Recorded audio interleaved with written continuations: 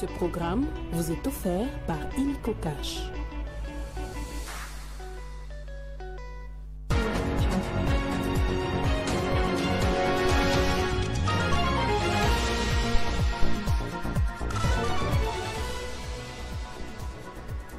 Diplomatie parlementaire, la délégation congolaise séjourne à Kampala dans le cadre d'une mission où les questions relatives à la paix dans l'est du pays seront abordées. Actuellement, la ville de Kinshasa fait face à des embouteillages. Les autorités ont tenté d'y remédier. Malheureusement, circuler à travers la ville devient de plus en plus un casse-tête. Tous les plaisirs est pour moi de vous retrouver pour vous informer.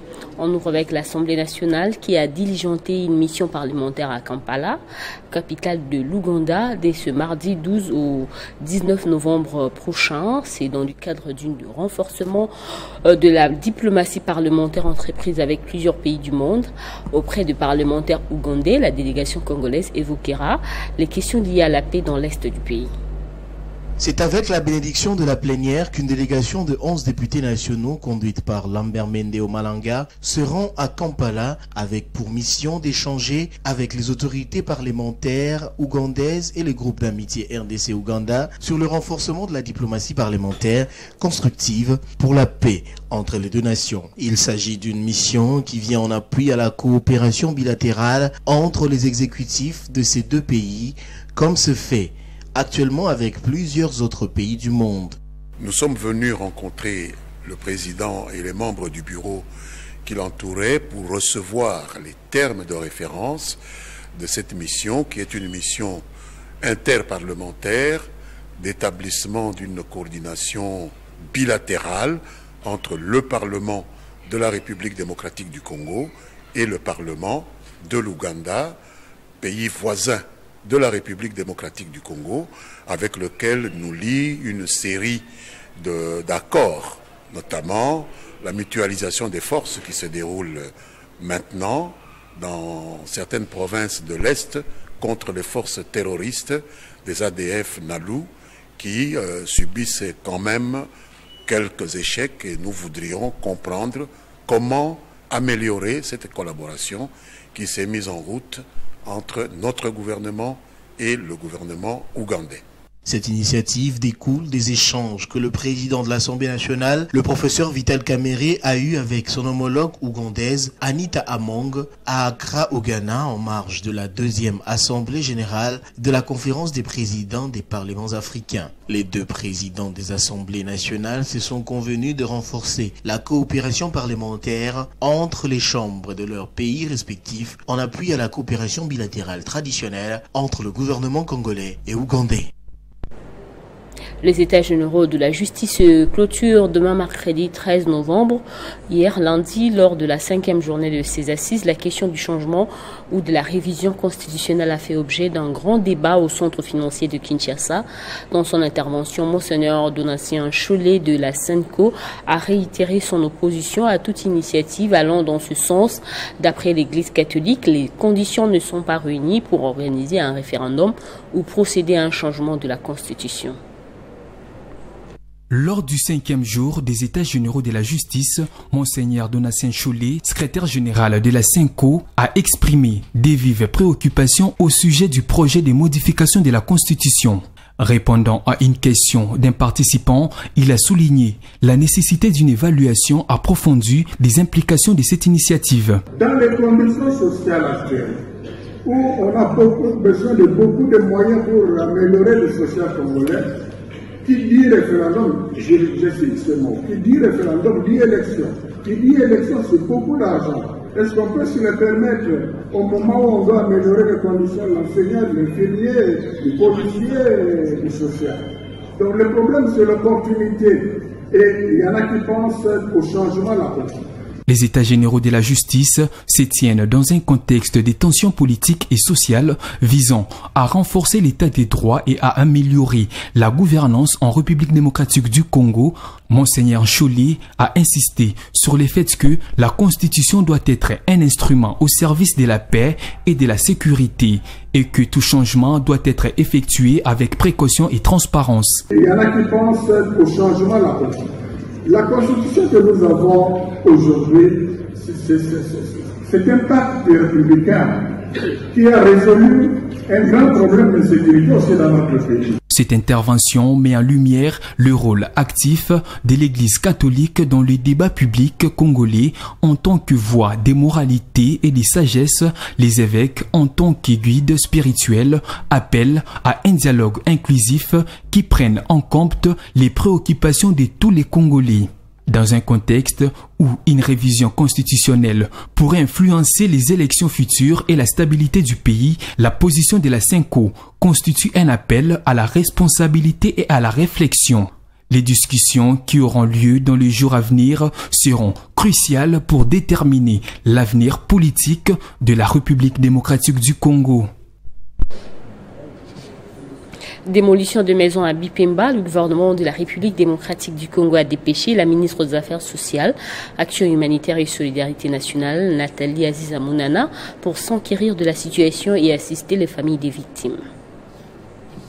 Sur instruction du chef de l'État Félix-Antoine Tshisekedi Tshilombo et de la première ministre Judith Suminwa Tuluka, la ministre des Affaires sociales, Action humanitaire et solidarité nationale, Nathalie Aziza Mounana, et dépêchée d'urgence en Mbujimaï, assister les familles dont leurs maisons ont été démolies dans la commune de Bipemba, quartier de la Plaine. Le président Félix-Antoine Tshisekedi Tshilombo, son souci majeur, c'est le peuple d'abord. Le président était vraiment touché.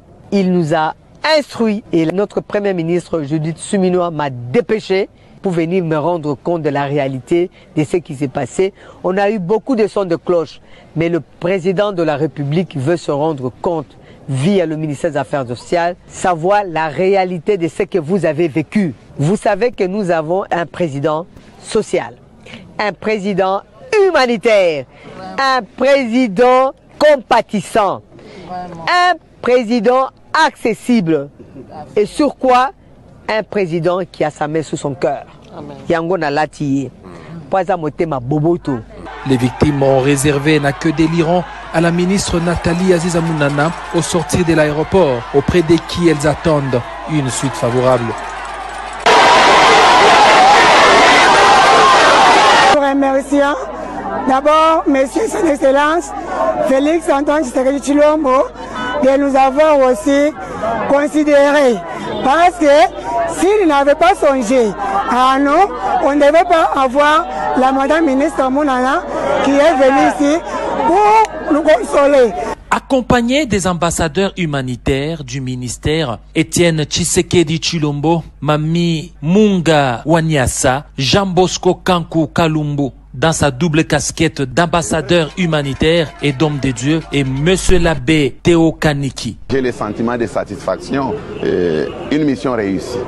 Le chef de l'État a écouté la voix des sans-voix. Il a accompli comme il avait promis d'envoyer la ministre des Affaires sociales. Et que nous soyons aujourd'hui une grande délégation venue de Kinshasa sur instruction du président de la République, je ne peux qu'être heureux. Direction gouvernorat du Kasaï oriental pour évaluer les besoins humanitaires après les démolitions. C'est plus de 802 maisons détruites, soit 38 000 personnes qui passent nuit à la Belle Étoile sur 35 hectares. 3 mois et 10 jours exactement depuis l'investiture du gouverneur provincial Grace Bilolo, beaucoup de choses ont été faites et ce malgré une situation financière de la province désastreuse. Des affirmations faites par son cabinet politique au cours d'une conférence de presse. Initialement prévu à 11h, le point de presse convoqué a été repoussé vers 15h à cause d'une pluie, dite pluie de bénédiction, qui s'est abattue à Matadi, chef-lieu de la province du Congo central. De prime abord, le conseiller en communication, Martin Solo, a peint au travers d'une allocution magistrale un tableau largement positif des actions du gouverneur de province. L'avènement du gouverneur Grace Bilolo à la tête du Congo central a apporté une forte substance. Il a réussi en 3 mois à jeter les bases solides de la relance et du développement de notre province. La politique, la santé, la sécurité, le social ou encore les infrastructures. Aucun développement de notre province ne sera possible sans la cohésion provinciale dont le point de départ reste l'harmonie et la cohabitation pacifique au sommet de la province. Le Congo central, se trouvant sous la voie du développement intégral, sous la pulsion du chef de l'exécutif provincial, grâce au Kwangama Swangibilolo, enregistre de grandes avancées. Contrairement aux années antérieures, l'on observe une démarcation, a dit le conseiller en communication Martin Solo. Dans un passé récent, lorsque le gouverneur était absent, la province s'endormait. Mais aujourd'hui, à l'absence du gouverneur, le vice-gouverneur travaille. Ce sont là des signes prémonitoires d'une cohésion provinciale. Le Congo central sous Grace Bilolo se porte mieux qu'il y a 2 ans. Accompagné de son collègue, conseiller politique, Maître Hippolyte Vassika, ont été à la hauteur de cet exercice de redevabilité. Aucun sujet saignant n'a été écarté. Une pratique perdue depuis le temps du feu gouverneur Mbadou. Les 2 intervenants ont été confrontés également aux échanges questions-réponses avec les professionnels de la presse provinciale et ceux de Kinshasa et aussi quelques indépendants. Devant quelques invités, le point de presse consacré au premier 100 jours du gouverneur de province, Grace Maswangibilolo, s'est clôturé dans une bonne ambiance dans la résidence officielle à Ciné Palace. Et puis c'était un calvaire vécu hier à Kinshasa, la capitale. Des embouteillages monstres qui rendent pénible la circulation routière. Pas un seul coin de la ville n'était épargné et visiblement les mesures prises par les autorités, notamment les dispositifs expérimentaux de sens unique alterné, n'ont pas du tout aidé à fluidifier les trafics routiers. La ville de Kinshasa traverse une période marquée particulièrement par un phénomène devenu pratiquement le vécu quotidien des Kinois, le phénomène embouteillage. Cette situation rend non seulement pénible la circulation routière, mais constitue également un véritable frein au trafic routier. Elle s'est accentuée ces derniers temps à la suite du dispositif expérimental de sens unique alterné mis en place par les autorités urbaines pour tenter de fluidifier la circulation. Nous sommes toujours dans la phase expérimentale. Nous avions tenu la première réunion pour voir qu'est-ce qui va et qu'est-ce qui ne va pas. Il y avait certaines améliorations à faire au cours de la réunion passée. Maintenant, le VPM, le transport, son Excellence Jean-Pierre Bemba, a demandé aussi que nous fassions maintenant une deuxième évaluation pour que ça aille, parce qu'il a remarqué, même pas lui seulement, mais toute la population a remarqué qu'au courant de cette semaine, ici, il y avait un petit relâchement, qu'il fallait que tout le monde prenne conscience pour que nous soyons à même, nous soyons au niveau où nous étions quand nous avions commencé. Ce lundi, ce sont des poches et des poches de bouchons qui ont été constatés dans les différentes artères de la capitale congolaise. La population souffre aujourd'hui et il y a déjà trop de maux, trop de problèmes à gérer dans ce pays. Mais si nous rajoutons encore ce problème d'embouteillage, on essaye de trouver des solutions, mais est-ce que c'est des solutions réfléchies? La notion du temps. Vous voyez, aujourd'hui, nous avons des embouteillages chaque matin. Cette idée ou ces mesures qui ont été prises, on pensait que ça allait résoudre le problème, mais ça n'a pas résolu le problème. Mais nous avons un pays à relever, un pays à développer. Mais la notion du temps est très importante.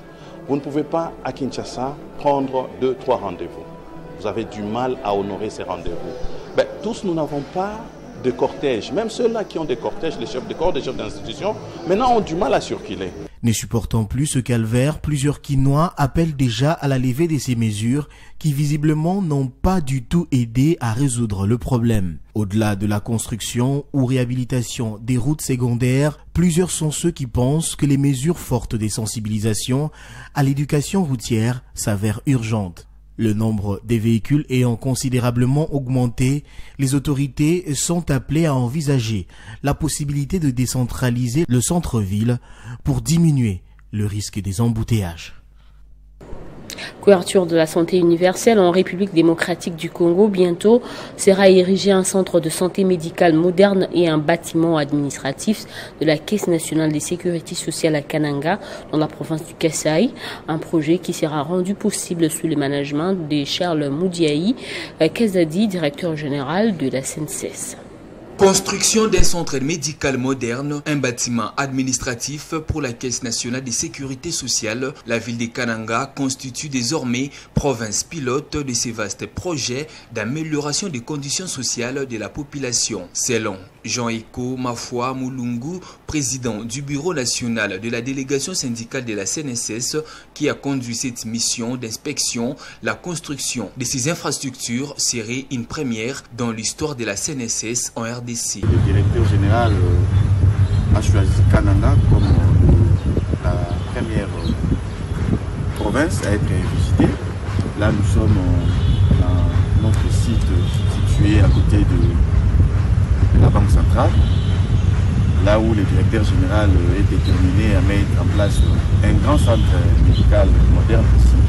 Accompagné du directeur provincial de la CNSS Kananga, Emmanuel Mwamba, ainsi que d'autres membres de la délégation du bureau national syndical de la CNSS, le président du bureau syndical a loué l'essence managériale du directeur général de la CNSS, Charles Moudiaï Kazadi, qui, selon lui, imprime scrupuleusement la vision du chef de l'État, Félix-Antoine Tshisekedi Tshilombo, qui veille au cours de ses quinquennats sur la promotion de la santé universelle en RDC. Nous, le bureau syndical national, nous sommes déterminés à l'accompagner, à réussir cette mission et que sa vision soit implémentée de très belle manière. Cette visite d'inspection du bureau national de la délégation syndicale de la CNSS dans la province du Kasaï central a permis à la délégation de passer en revue la situation globale des infrastructures, dont plusieurs bâtiments immobiliers de la CNSS et quelques villas qui sont dans un état de délabrement très avancé, où l'appel est lancé à la direction générale afin de réhabiliter ces patrimoines de la CNSS pour éviter les spoliations. Les tumeurs oculaires ont été évoquées au 21e congrès de la Société congolaise d'ophtalmologie qui a eu lieu à Kinshasa, capitale de la RDC. Le ministère de la Santé compte beaucoup sur la Société congolaise d'ophtalmologie pour qu'avec leur appui, les deux parties puissent avoir des éléments évidents qui vont aider toute l'étendue de la RDC en matière de maladies oculaires. La Société congolaise d'ophtalmologie organise chaque année des journées scientifiques pour parler sur un thème précis en vue de renforcer les capacités des ophtalmologues à travers les échanges d'expériences. Cette année, ce rendez-vous a été lancé ce vendredi en présence des représentants du ministère national de la Santé. En marge de ces congrès organisés à l'intention des médecins ophtalmologues, la Société congolaise d'ophtalmologie compte adresser un agenda bien établi aux autorités afin de permettre de mobiliser les ressources nécessaires pour ces défis oculaires. Donc nous avons un congrès annuel chaque année et cette année nous avons décidé de parler des tumeurs oculaires parce que nous constatons que cela est aussi un problème de santé publique. C'est à ce titre que le secrétariat général à la santé publique, hygiène et prévoyance sociale a encouragé les congressistes à pousser les réflexions les plus loin possible pour aboutir à une réponse structurée par rapport à ces tumeurs oculaires. Le ministère de la Santé compte beaucoup sur la Société congolaise d'ophtalmologie pour qu'avec leur appui, les deux parties puissent avoir les éléments évidents qui vont aider toute l'étendue de la République démocratique du Congo en matière de maladies oculaires. Le secrétaire général à la Santé a encouragé également le participant à pousser dans les échanges plus loin les réflexions sur comment les Congolais seront servis par des soins de qualité à moindre coût dans les cadres des cancers oculaires. Sans des questions de formation, nous avons eu le professeur Mito, je pense que ça va attirer beaucoup de questions. Nous avons eu le professeur Naka, nous avons eu le docteur. Selon le docteur Joyce Kabwe, président de la Société congolaise d'ophtalmologie, les tumeurs oculaires sont parmi les affections les plus délicates. Elle a convié les congressistes à des échanges d'expériences cliniques et des connaissances sur les thèmes retenus, mais aussi sur d'autres sujets des communications libres. Le président de l'ASBL Vision Fachi a visité ses différentes bases à Kinshasa, commençant par Limete jusqu'à Kisenso. Jekobea s'engage donc à redonner le sourire à ses partisans. La descente lui a permis de se constater les dégâts enregistrés après les dernières pluies qui se sont battues sur la ville de Kinshasa.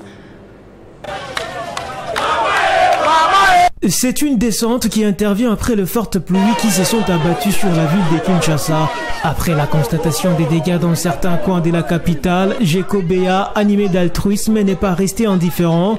Il s'est activé le samedi dernier dans les soucis de redonner les sourires à ses compatriotes de ses différentes bases.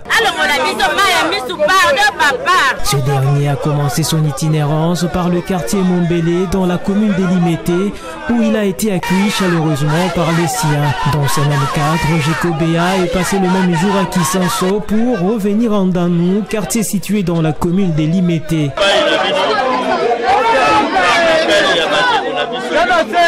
Je suis venu répondre à vos appels au sujet de ces ponts.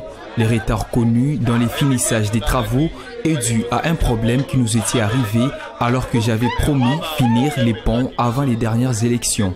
Je ne peux pas vous abandonner malgré les résultats des scrutins. Je connais vos problèmes. Nous demandons au gouverneur de vous venir en aide et de ne pas attendre que les choses deviennent graves. Cet acte des cœurs est vivement salué à l'unanimité. Merci beaucoup à Jekobea pour ses efforts pour la réhabilitation de ce pont Lukamawa. Nous sommes en difficulté, pas moyen de traverser. Nous sommes inondés ici. Après chaque nuit, je suis l'une de victimes. Le président de l'ASBL Vision Fachi, Jekobea, ne s'est pas arrêté à ses gestes. Il promet d'en faire plus pour le bien-être de la population congolaise dans son ensemble.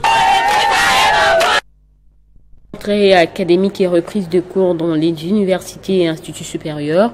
L'Institut supérieur d'informatique, programmation et analyse ISIPA a lancé officiellement l'année académique 2024-2025. Bien avant cette étape, les nouveaux étudiants ont été soumis durant une semaine aux séances d'information et d'orientation pour les préparer à s'intégrer dans cet établissement. Après l'ouverture de l'année académique 2024-2025 par la ministre de l'Enseignement supérieur et universitaire Marie-Thérèse Sombo, en date du lundi 28 octobre 2024, l'Institut supérieur d'informatique, programmation et analyse, ISIPA en sigle, a lancé la reprise des cours depuis le lundi 4 novembre 2024, sous le management éclairé de son président-directeur général, Martin Kanda Odimba. J'ai conseillé d'autres étudiants qui traînent encore à la maison de venir à l'ISIPA parce que c'est la meilleure institution en République démocratique du Congo qui dispense de meilleurs cours, il y a de meilleurs professeurs et puis il y a un laboratoire qui est mieux placé pour les étudiants. Il s'est d'abord tenu une semaine d'information et d'orientation de nouveaux étudiants inscrits avant de commencer effectivement les matières de chaque filière. Je me suis inscrite ici parce que c'est les meilleures universités qui forment bien sur le génie logiciel parce que moi-même aussi je fais le génie logiciel, autrement dit l'informatique de gestion. Et je vous conseille de venir vous inscrire ici à l'ISIPA, précisément Chaoumba, là où se passent toutes les inscriptions parce que c'est une meilleure institution, ça forme bien, que ce soit en génie logiciel, en douane et en communication numérique. Les corps académiques et les étudiants ont répondu présent à cet appel, rappelant que les inscriptions en cours tendent déjà vers la fin, vu le nombre de places limitées. Place au rappel des titres. Diplomatie parlementaire, la délégation congolaise séjourne à Kampala dans le cadre d'une mission où les questions relatives à la paix dans l'est du pays seront abordées. Actuellement, la ville de Kinshasa fait face à des embouteillages. Les autorités ont tenté d'y remédier. Malheureusement, circuler à travers la ville de Kinshasa devient de plus en plus un casse-tête. Dans un instant, nous allons prendre la revue de presse.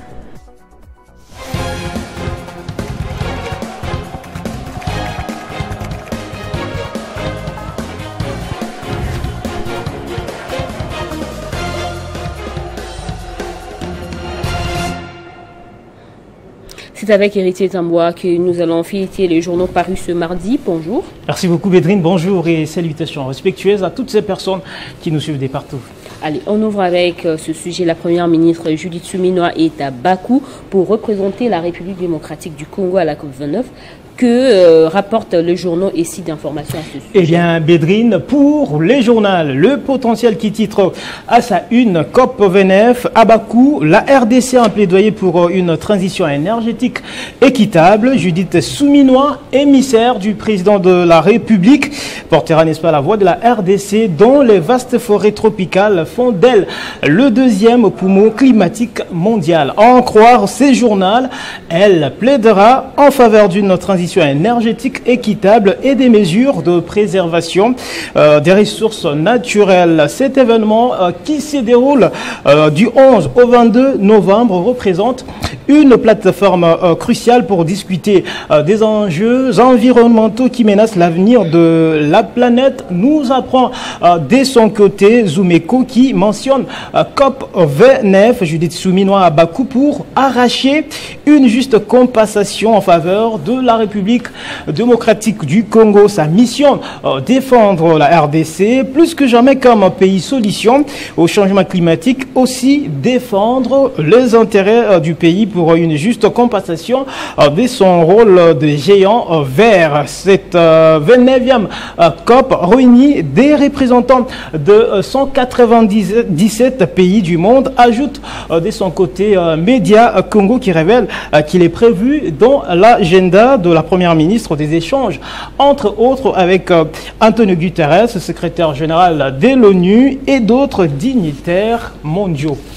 Et on va terminer avec Kinshasa. Les acteurs politiques tiennent à tout prix à l'éradication du banditisme urbain. Absolument, Bédrine, et laissez-moi vous rappeler que tout est parti d'un incident dont a été victime un jeune Ndjilois qui a été grièvement blessé. Ce sujet est abordé par le site d'information New Narrative RDC qui rapporte que profondément ému par l'attaque de Grâce Makotima, blessé et amputé d'une main par ce dont on appelle communément les Kuluna, Alain Kyungu Mouchidi, secrétaire général adjoint de l'UDPS Kibasa, s'était rendu il y a quelques jours à l'hôpital Amitié Sino-Congolaise pour apporter son assistance et son soutien.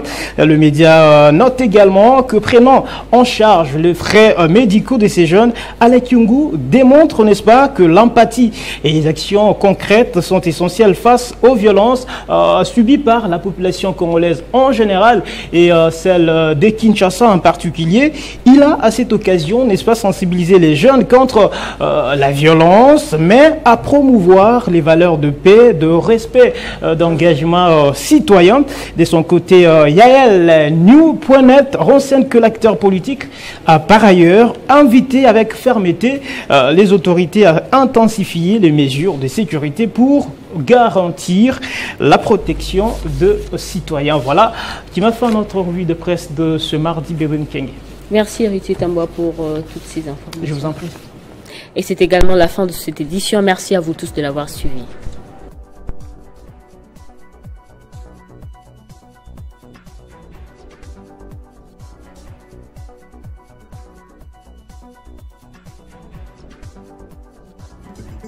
Retrouvez toute l'actualité en continu sur www.tele50.cd. Ce programme vous a été offert par Illico Cash.